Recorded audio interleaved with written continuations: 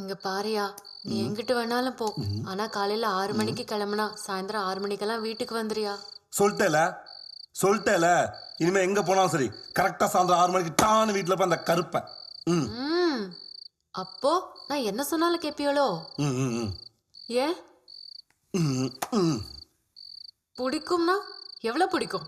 ம் ம் ம் ம் ம் நிறைய வா.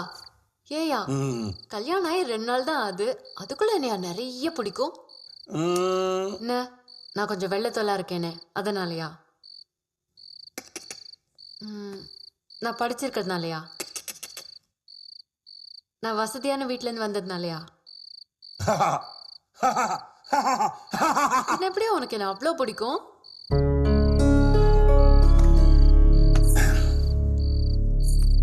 அம்மா ஐயோ, தூங்குற இது வரைக்கும் எழுப்பல. ஞாயிற்றுக்கு எப்போ